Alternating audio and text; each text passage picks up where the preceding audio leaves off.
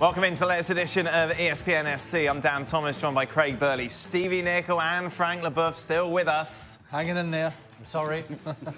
We'll be soon Later on in the show, we'll reflect on Spurs' 1-0 victory over Brighton, but we've got to start, haven't we, with that big match tomorrow. Manchester United taking on Manchester City. For United, it's all about the top four. For City, it's about the title. Before we get the views of the boys in the studio, let's go to Manchester and welcome in Mark Ogden. Mark, let's start with United, shall we? What's the rhetoric that's been coming out from Old Trafford, from Solskjaer over the last 24 hours, considering what happened against Everton? Well, it's been basically Solskjaer's been saying that, you know, they need a performance. There's no hiding place, is a quote he said today. There's no hiding place in the game against Man City after the performance at Everton. It was so bad. I mean, in every department, it was just abject. It was probably the worst United performance since Alex Ferguson left, you know, almost 6 years ago now. So, you know, United have to bounce back. Obviously, the downside is if they bounce back and win, then it makes it a lot easier for Liverpool to win the title. But I think they've got to put that out of their mind. They've got to start thinking about themselves. They can still get in the top four, qualify for the Champions League. And I think it's massively important that United now put on a performance themselves for the fans and forget about who wins the league, because whether it's City or Liverpool doesn't really matter. But it's not good news for Man United. So they just got to look after themselves. Mark, is that a real thing? Like, will fans genuinely be will United fans genuinely be hoping City win tomorrow because of Liverpool? That seems ridiculous considering the situation United are in going into this. Absolutely. Look, I mean, yeah, I've lived in Manchester all my life, and the one thing that Man United fans will tell you is that there's only one rivalry that matters to them, and that's Liverpool. Man City, until recently, until Sheikh Mansour bought the club, didn't really register. They'd never been a real threat to United over the years. It's always been Liverpool. Now and again it was Arsenal, even once again it was Leeds, but Man City had never really mattered to United. Until recently it was all about City used to be a bit of a joke, you know, they were laughed at by United, but now it's changed. But it's a deep-seated rivalry with Liverpool. It goes back, you know, over a century. It's all about the most successful club in England, and Liverpool and United are two top clubs. So that's why United fans would rather City win the league. Well, excuse me. I mean, to be honest, it doesn't really matter what the fans want. It's about what the players need to do. And let's be honest, they're struggling to get in the top six, right? Sorry, top four for Champions League. And that's the most important thing for this club going forward, not what Manchester City or Liverpool do. The other side of the coin is about, as Mark said, about Solskjaer saying we need a performance. He probably said that after the Watford game at home. He probably said that after the West Ham game at home. He definitely said it after the two Barcelona games, what they expected to lose. And then he's having to say it again, even though they won the Watford and West Ham game, the performances were abject. Now, the performance against Everton was abysmal. Yeah. It was absolutely abysmal. Now, even if United up their game tomorrow, it would still take a Manchester City really poor performance to allow them to get anything out of it. That's how big a difference, that's how big a gap there is between these two playing squads. Solskjaer's only really had 2 days, yeah, with the team since that defeat against Everton. How much can he do realistically in that time to get this side ready for this match tomorrow? Tactically, probably nothing. But this game for them is not about tactics. It's about getting some face back and getting some pride back. And unfortunately for Manchester United, the last team they want to face is Manchester City. You know, I hear all this talk about Solskjaer wanting a performance. When was the last time we got a performance against a proper team? You know, are we going to start saying that getting annihilated against PSG and a miracle happens in getting through, is that a performance? Is that really a performance? I can't imagine how Manchester United win this game against Manchester City. Are you expecting a reaction? There's got to be some sort of reaction, hasn't it? Yeah, it's not a performance that they need. It's a pride, like Stevie said, like a reaction as men. They have to go on the field, you know, as warriors. Because, of course, and Craig said it at the end of his explanation, between the two teams, there is a big gap of quality. And it's not only the performance, it's not only the pride, it's not only being a warrior, it's not maybe calling the god of football to win that game. So it could be, if they lose, it could be an excuse for the fans saying that they don't want Liverpool to win. But you have to face the reality of the quality of, or the non-quality of the Manchester United squad, comparing to what we knew in the history of football. They really need to react during the summertime to find a better team. because Manchester United is not anymore Manchester United. I said it again, I said it yesterday, Dan, that when City are in possession and the two full-backs push on and the wide guys kind of tuck in, if they lose at City, if United had watched what Tottenham did, which was hit the ball early and over the top to expose on Saturday or at the weekend, it was Laporte and John Stones. Sure. I don't know what the centre-half pairing will be for City because it could change. But that's an Achilles heel for them. That's a vulnerability that when the left sort of 2 against 1 or 2 against 2 as the full-backs push on, when Eriksen in particular was lobbing it in behind and Son was running in, it caused them all sorts of problems. That's the only way I can see sort of United exposing that back line. The reality of this game is that it's about Manchester City.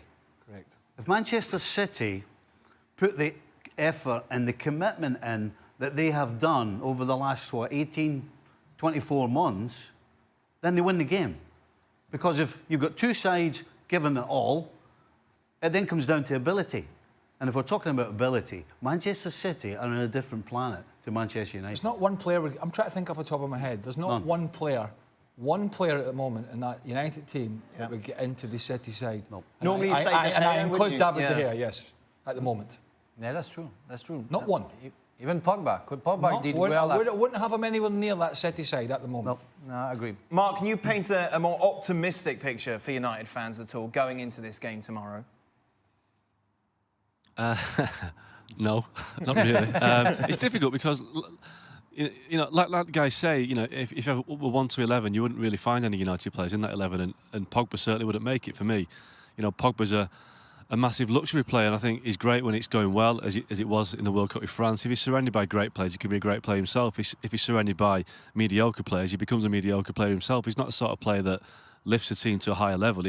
He almost gets dragged down by the team's inadequacies, and I don't think that United can rely on Pogba in any game, and certainly not this one, because I think it's the sort of game that he goes missing, and he went missing in the Nou Camp last week, he went missing at Everton, and you know, you look around that United team, and there aren't many players you can say he will turn up and give you a shift. I mean, you know, you'd always want Marcus Rashford to give 100%, but you know, he needs players around him to perform. So yes, there will be a reaction, and yes, they can't be as bad as they were at Everton. But I remember under David Moyes 5 years ago, United were absolutely hammered at Old Trafford by Liverpool, and thought it can't be as bad as that again. And the next home game was Man City, and they were hammered again 3-0. So, you know, there's no guarantee that United won't get hammered tomorrow night. I just think that if City turn up, and I think they will turn up, then it could be a really uncomfortable night for United. Just a reminder of the record, when these two teams have met at Old Trafford, United have only won once out of the last 7 meetings against City, conceding 17 goals in the process. And whatever happens tomorrow, history will be made, because never in the Premier League era have Manchester United been less fancied by the bookies in a match at Old Trafford. 13-2 they are to win at home. Manchester City, big favourites, coming into the tie at 9-4 on the draw. Meanwhile, 4-1. We've talked about Manchester City and how very much destiny's in their hands going into this game, isn't it? Oh, I bet it's in their hands. It's as simple as that, and that's a good place to be. And if they get this game out of the way and the result goes to form, the run in for them is kind of decent. Okay, yeah. You know, Burnley got themselves safe down at Chelsea, so it's tricky because the way they play. Leicester will try and play some good football, which is absolutely perfect for City because it'll be an open game. That's how Rodgers wants to play. And Brighton, you know, I think they might be safe by the time they get to the last game because of depending on the Cardiff scenario. But the one thing is De Bruyne is not fit. But then again, how many times have I said to you in this show, when City name their team, I'll look at the subs. Yeah. And so as much of an issue that is for De Bruyne, there is always somebody almost equally as good to come off the bench. Stevie, is it over tomorrow if City win? Or is it over now? I've had that discussion with him on the golf course today. You were talking. You never talk about football on the golf course. I think it's over Well, now. no, but I did say to him a bit of a confliction tomorrow. You're trying to put him off. Well, yeah. I think it's over now. I don't see a way that Man City lose any games. Right. Never mind drop points. I just don't see anybody getting in their way. And that means that they win all the games, they win the title. It's as simple as that. Mark, do you agree? I'm inclined to agree, but I do think that the Leicester game at the Etihad might just be a bit of a banana skin, because I think Leicester are a team that you wouldn't really want to play at any time because they have got players who can turn up on the day. People like Jamie Vardy are a threat, and that is the one game for me that I think City might slip up. But I think it's a faint hope for Liverpool, and I do think Liverpool probably deserve to win the league. But I just think City, they're just unstoppable at the moment. Away from the game, it's interesting, Mark, L'Equipe reporting in tomorrow's newspaper that Paul Pogba has told some of his teammates that he will be leaving in the summer. United then would use that money, of course, to reinforce the squad. What are you hearing in Manchester?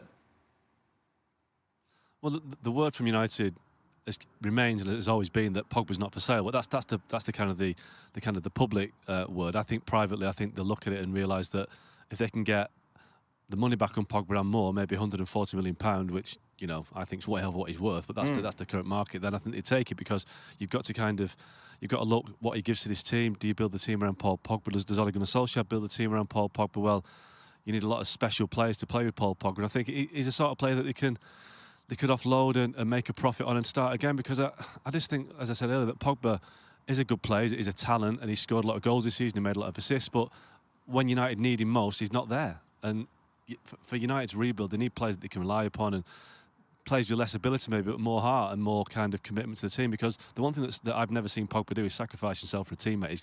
He's quite a selfish player, he's not a team player, and if you're building a team, you need team players, and I think Pogba at the moment is not the right player for Man United. So publicly United will say he's not for sale, but I think privately business might get done. Is that fair?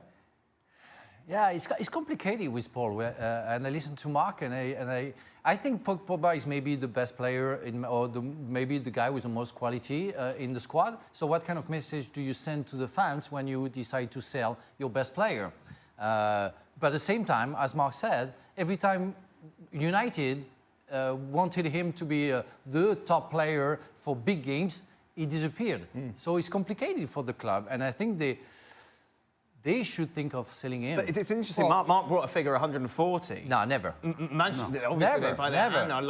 Obviously, Real Madrid. They're going to lose. Comparing to how much they sold it, I think they're going to lose money. I think it's going to be what, 60, 65, 70. Would you trust them at a bigger club? Yeah. Yeah, well, he's done it at Juventus. I mean, the trouble is, Paul Pogba was at Man United in the wrong era. Paul Pogba was perfect for some of the teams that Sir Alex had that were super dominant. Right. And had people like Keane and Giggs and Beckham and grafters in there and Paul Scholes, and he could go and do his little bits and pieces, and every now and again they dig him out. And nobody digs him out at this club. The other side of the coin is he likes to go to places like Juventus where they're super dominant and he's got all these guys around him and he can just do his bits and pieces. As Augie said, he hasn't got that luxury in this team, because it isn't good enough, so he has to have other facets to his game. So surely United have to take the positive approach and say, OK, we know that this guy Pogba, who's meant to be our main man, when he's surrounded with better players, he produces. How about we go and get players to stand next to him and play with them? Instead of you get rid of Paul Pogba. Number one, you send the wrong message to the fans. But how are they going to attract the top talent in Europe to a team that's getting rid of their best player? But we were talking about this before. If you're an up-and-coming player, right, and you're going to be... Because Man United are going to have to spend big to get good players. So if you're that good, it's going to be like 70, 80 million, why are you going to Man United? There's half a dozen teams around the world before Man United. Even if Pogba stays, why would you go to Manchester United? If they're in the Europa League again, which they could be, apart from the money. Because, just to answer that, because you're showing the intent that you're keeping a guy like Pogba, a world-renowned player. Yeah, but the thing is, if he's not willing to stay, what are you going to do? If he wants to leave, can you keep him? That's another question. I don't believe he wants to go right now. I'm not so sure of that. Listen, this guy couldn't wait to get to Manchester United. Do you think he's really going to just chuck it in and say, I'm off, I'm going somewhere else? The problem is you trust what the French newspaper L'Equipe said. You shouldn't. No, you shouldn't. Don't never trust L'Equipe. a French newspaper. Oh, and by the way, there's another side to this. We've done that at the start. As much as the money and the talisman is Pogba behind us as an issue, it is far from the only issue that Solskjaer and Man United have. There is way more. There is way more pieces of this jigsaw, this puzzle to fix than just what's going to happen with Paul Pogba. Yeah. I mean, loads. And maybe there are different areas of the team that Solskjaer needs to worry Defensively, the central. about. I mean, you've had defence. Valencia and you've had wingers playing fullbacks for years now. Yeah. I mean, you had Maro. I mean, this is a club, and nothing against him, but Marouane Fellaini, I told you, he was never a Man United player in 100 years. So all these signings that have come in, all these guys, and I know Herrera's gone to PSG, and how the hell he's got that move, I don't know, but he's got it. And all these guys have come in, and they're just such a downgrade on where the club were over the years of the success of the end of Sir Alex Ferguson. To try and patch that quilt all together again is going to be a long, long job. Final word on this with you, Mark. When it comes to the start of next season, what does your gut say? Will Paul Pogba be a Manchester United player? I don't think he will be. No, I think he'll be gone. I think the guys were saying earlier, is he the sort that will leave Manchester? I think he'll leave at the click of a fingers. I don't think he'll stay for too long. He's given United 3 years now. He's not really done much. So, he's won the Europa League, won the League Cup. I think he'll be gone. So, I think there'll be a bit of upheaval this summer. I think you look at the defence, like the guys say, there's players that, last week in Barcelona, 4 of those players played in Basel in 2011 when they were knocked out of the Champions League. De Gea, Young, Smalling and Jones. And, Smalling and Jones have been here for nearly a decade, and what have they actually improved or brought to the team? Not a lot. So this has been going on well before Ferguson retired. It's been going on for 10 years now, the poor investment, the poor recruitment. When Man City was signing Yaya Toure, David Silva, Sergio Aguero, United was signing, Gabriel Obertan, Michael Owen, Bebe, Antonio Valencia to replace Ronaldo. That's why the problem started. It's a 10-year thing, and it's going to take a long time for him to get out of this slump. Paul Pogba, will he be at United at the start of next season, in your opinion? I don't think so. I think he's willing to leave. I think if L'Équipe say that, it's because maybe they heard something, and maybe you just told us not to believe L'Équipe. Yeah, but I think there is. It's easy to send a message if you want nowadays, and I really think that with maybe Zizou willing to get Paul Pogba, is maybe forcing the exit. Tomorrow, of course, the big match, and we'll be here right afterwards to bring you all the reaction. Be sure to join us. They were made to work for it, but in the end, a Christian Eriksen late goal was enough to give Spurs the win at home against Brighton. I mean, there's a little bit of breathing room between them and the chasing pack. 3 points ahead of Chelsea. 4 of Arsenal, of course, in action tomorrow. United, as you mentioned, playing City. They got the job done, Spurs, just. Yeah, I mean, lots of pressure, lots of possession, but, I've always said it, when you've got a team like Brighton who are fighting for their very survival as they are, battling with Cardiff, then you're going to face a team that with a rearguard action. So they got the job done in the end. As they say, no pictures on a scorecard. And so 3 points, and they're in a really I think they're in a really comfortable position now. Eriksen proven to be the difference. I know you love him, Frank. I really, really love him. He's a different player. I mean, we can talk sometimes about Manchester United and the position of Pogba, also Chelsea with Hazard. If there is one guy who can make the difference for his team, is Eriksen. He can find the magical pass, or he can score a goal like he just did today, and he's a fantastic player. And I think it's just confirmed that Tottenham is maybe out of the 4 teams, the best team so far. Yeah, the bookies certainly have them as a big favourite. We'd like to see the remaining fixtures. Well, why not? Why change the habit of a lifetime? I haven't seen them for a while. Stevie, Spurs are all right? Yes. You would suggest they're fine, no problem for them? Correct. Who's the other one? Chelsea. Despite yesterday? Yeah. I still think Chelsea, yeah. I don't trust Arsenal away from home, as we've said. And my goodness, are Manchester United going to win another game this season? I'm not quite sure they will. Chelsea couldn't beat Burnley, Stevie. Listen, Burnley are one of those sides that will upset any team.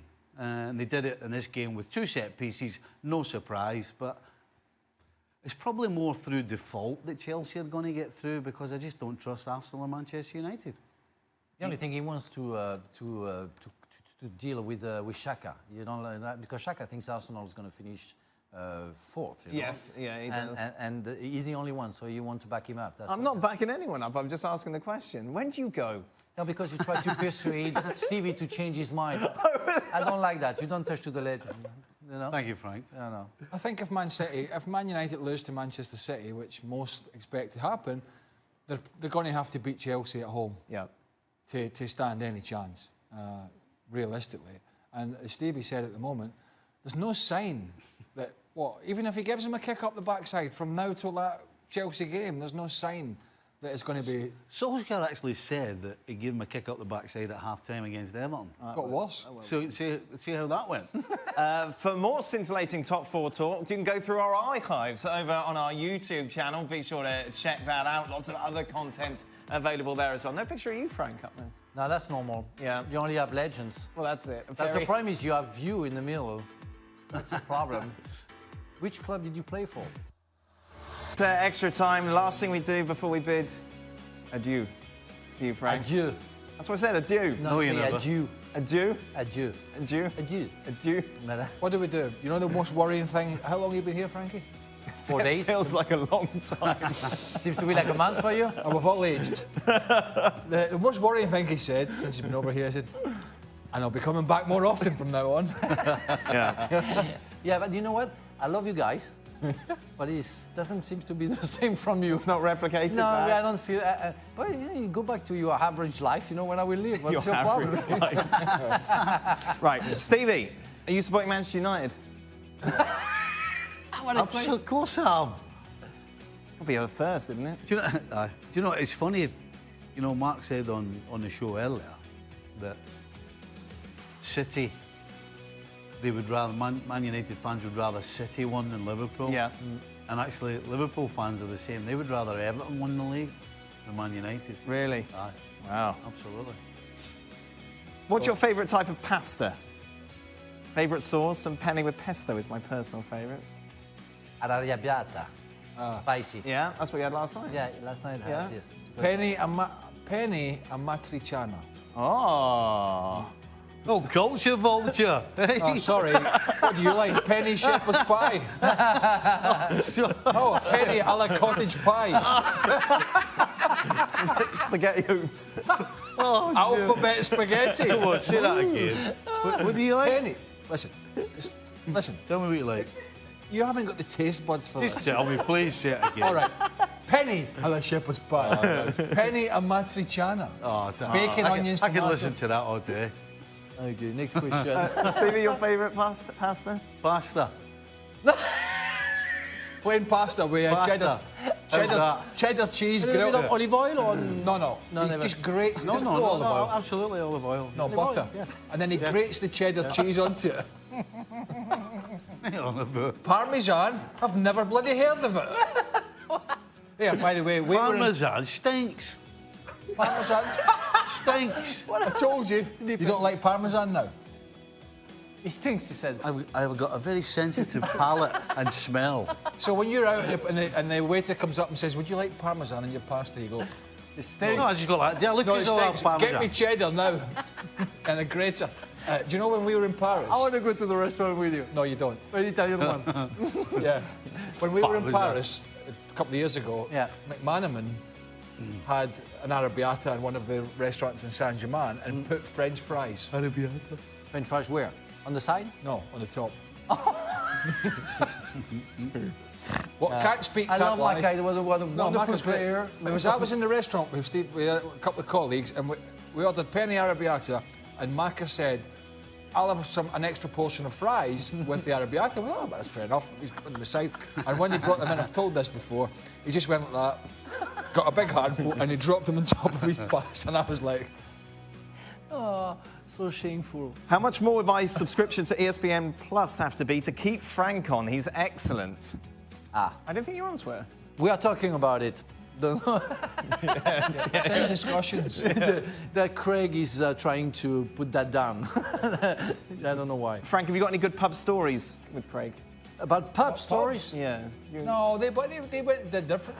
Right, you I didn't... was a professional football player. I didn't go to pub. Right. No, the only thing... I know, Stevie, I know, sorry. It's part of your culture. Tell him the golf. Tell him The first time we went to, I think west of London, we went to play golf with Zola and almost all the team. We finished the 18 holes, and then we went to the clubhouse, and I had a half pint of beer, and I was completely... I don't know, they had like 6, 7, 8, easy. Yeah. And I discovered another culture. Yes. That was crazy. That was I was admiring them because how can they stood up, with 6 or 7 paints? Impossible for me. Final question for you, Frank. Because you've got a flight to catch. Who do you think would win a match? France 98 or France 2018? I'm so offended that you even asked the question. I have to go. I have the flight. No, well, now really, it's difficult to compare generation. But don't forget that the coach of the 2018 team was our captain. So I'm sure he would make sure that we can win. He will put Pogba number 6. Yeah, and that'd it's be going to done deal. I would say, personally, I would say the 98 team. Yeah, it's difficult to answer because I don't want to offend anybody, but I think we had a. Well, that's what we do. We had a better technique. They were more exciting. Tactically better than them. Okay. I think the team spirit is the same. You were more exciting than 90. Hold on, the two fullbacks were better. Lizarazu and Thuram. Fantastic. Yeah. Laurent Blanc and then Marcel Desailly. And you. And then Petit and Deschamps. You know, Petit and Deschamps and Zidane. Zidane. Yeah. The only one Jokaev. Up front, maybe. It was Givash, but he had a beautiful season. And it's true, he didn't score, but Giroud didn't score while winning the World Cup. But we had the two young players, Trezeguet and Thierry Henry. Yeah. So we didn't have Mbappe, but we had Thierry Henry. Do you know when Givash went to Glasgow to Rangers, he didn't do very well. No. And yet, here he is playing in the World Cup. It was complicated. After the World Cup, it was very complicated for him because psychologically, when you're a striker, you win the World Cup and you don't score any goals. When you had chances to score, it's hard. And he's a good lad. You know what? He sells swimming pool in Brittany. Yeah, I read something about that. Yeah, and he's a very good lad, so I don't want to criticize him because he has a very good career in Auxerre. And he's a good person, and he worked hard for the team. You cannot complain about his composure and his commitment to our squad. So that's it. We're done, Frank. It's been a pleasure. We will be back tomorrow, though, because, of course, it's Manchester United against Manchester City. We'll be looking back at that game, plus other matches as well going on, would you believe? We'll be talking about Arsenal Wolves. Yeah, I think German Cup final. Semi-final. Cup final. It's the Shut up, semi-final. Craig. Leipzig.